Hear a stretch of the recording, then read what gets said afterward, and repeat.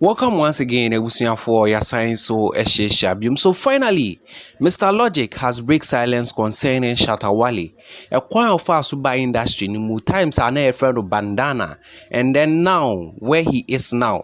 According to Mr. Logic, say Shatta Wale has been one person that was stayed in a chair, and when he came into the industry, or observing who say he was firstly mentally unstable, but now things are working out for him. And as that time, no mentally unstable, no, he was ready to do everything to get into the limelight. Next, Shatta Wale was destined to get to where he is. According to Mr. Logic, no, in some way, he was desperate to get to the top. They say there can also be a desperate he's willing to do everything. So about food and cry we video. He's ever ready. But Mr. Logic came in educating him at church and said, yeah, do it like this, small, you get to the top. Yinti in someone. Mr. Logic, Eddie Babe Tuja, concerning Shatta Wale during a life career of fan sem. Make also you subscribe, I'll subscribe, Eddie, and my like a video way. We are share for your latest updates. Mami wa drink so in comment box. So Yeah. on Wale, I would want to also understand a few things. You know, Wale was bandana before. He came from the bandana era, major success, big song, bandana from Ghana, mounted a lot of stages, got nominations and all of that. Then he went off. Nobody heard of him. He was actually even still trying to survive, trying to do music. But things went off for him for like, I think 6-7 years or close to a decade. Then he came back. Coming back, things had changed. There were new people, at the helm of affairs. He was trying to get attention. You were there directly with him, at the early stages. How was it like dealing with him, psychologically, knowing that Charlie, he knew he deserved the shot. He knew he deserved to be playing all the shows that everybody else was. But then nobody did mind him. So how were you dealing with that, Wale, at that time? Well, I think at that time, I would say, because he was desperate to make the breakthrough, I can say mentally, he wasn't unstable. He was unstable then because he was ready to do anything and everything for the break. But then the person who was technically around him, I knew that is a process and it will take a process to get to the top. So it took me to be talking to him. I mean, it's a matter of talking to the person. It took me to be talking to him. I mean, giving him hope, making him believe that, look, you deserve this. You will have to get it by all means. There is a process we need to follow.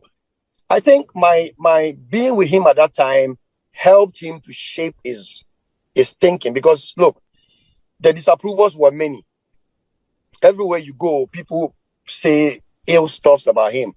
It's disrespectful. He doesn't respect. Some will say he doesn't dress well. Some will say his songs are too hard for Ghanaians.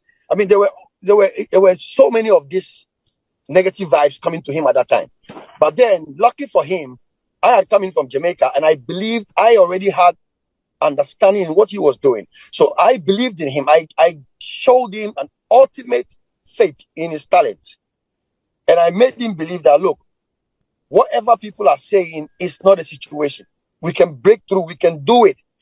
So I would say, well, people can decide to challenge you when you say stuff or when you say things that you think help them through the passage in life. But then you know what you did for them and they know inside what you did for them as well.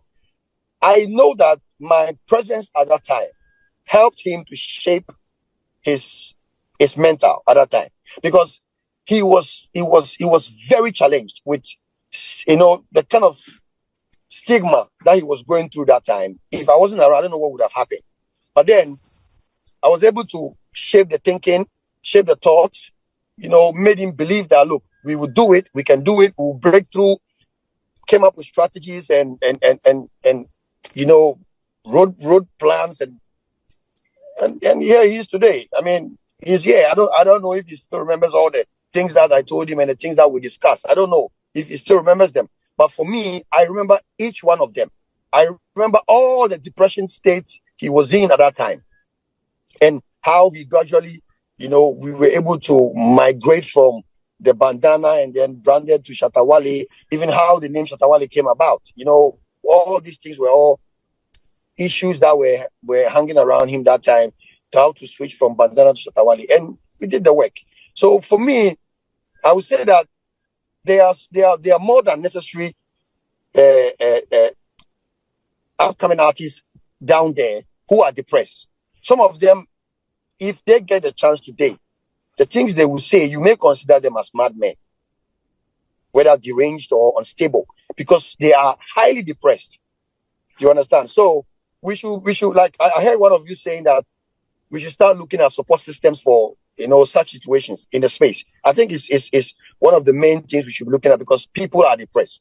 But for Shatta Wale, he got the hope. All you need in a state like in times like that, you need hope. Someone to give you hope, to make you understand, and also to change your thoughts. That's all you need. And that's what I did at that time. And then here we are today. Okay. All right, good. Mr. Logic, you keep saying that you spoke to him, you gave him hope and all of that.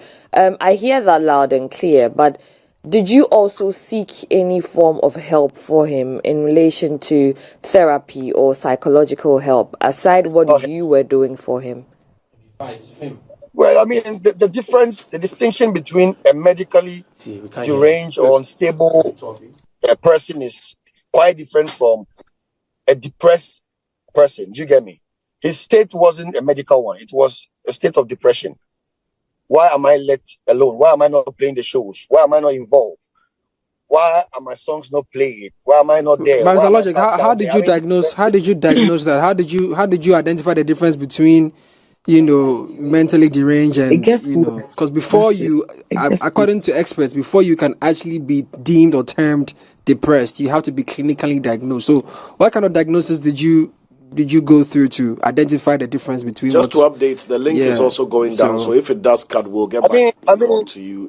When you go to the psychiatric hospital, one of the key signals they start for.